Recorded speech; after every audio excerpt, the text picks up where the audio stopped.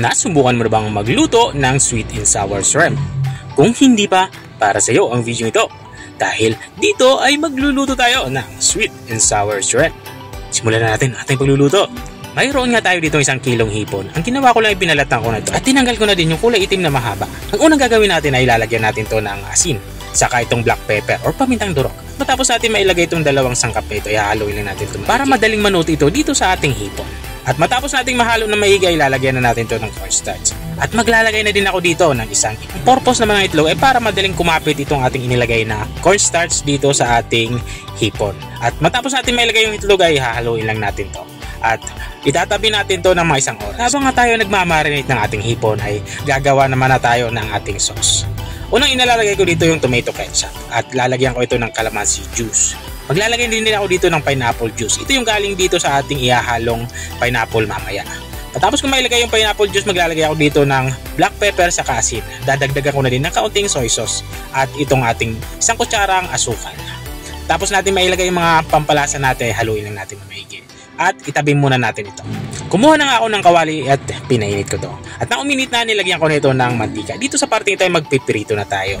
At nang uminit na nga yung mantika, isa-isa nating ilagay itong ating na-marinate na hipon. Isa-isa lang nga natin ito ilagay para hindi ito magdikit-dikit, para hindi maging okoy, di ba? At lulutuin lang nga natin itong hipon natin ng mga 2 minuto. Madali lang kasi itong maluto. At kapag ganito na itsura, hanguin na natin to. Kumuha ako dito ng strainer at dito ko to ilalagay para tumulo yung mga excess na mantika. At kung nanonood ka pa rin hanggang dito sa kalagitnaan ng aking video, ibig sabihin ay nag-enjoy ka. Baka pwede mo na may comment kung taga saan ka para alam ko kung hanggang saan umabot ang aking video. Balik nga tayo dito sa ating nilulutong ulam. Dito sa parteng ito ay inilagay ko na yung pangalawang batch nating piniprito. At matapos ko mailagay ng mga ilang minuto ay hinango ko na ito. At habang nga tayo ay nagpapatuloy sa ating pagluluto, gusto ko lang i-shoutout ang mga masusugid nating mga taga-subaybay. Shoutout nga kay Ma'am Lelebet Mabansag ng Pateros. Shoutout din kay Lynn Mateo ng Kuwait. At shoutout din kay Sir Roberto Ansos ng Cainta Rizal. Balik nga tayo dito sa ating nilulutong ulam. Dito nga sa parteng ito ay pinapan-fry na natin yung iba pa nating mga panghalo. Meron tayo ditong carrots at dito sa parteng ito ay naglalagay na ako ng bell pepper. At meron din tayo ditong puting sibuyas.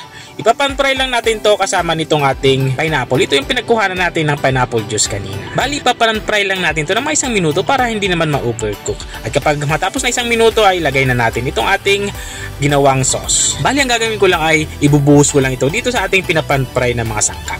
Matapos ko nga ito maibuhos ay papakuloy lang natin ito. At kapag sweet and sour ang pinag-uusapan, ang sabaw nito ay dapat malapot.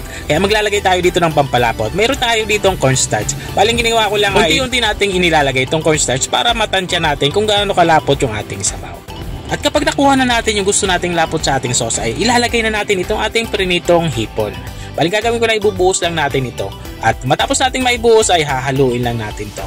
Ang gusto natin ma-achieve dito ay ma-coat lahat itong ating hipon ng ating ginawang sauce. At kapag ganito na itsura ng ating hipon ay pwede na itong iserve.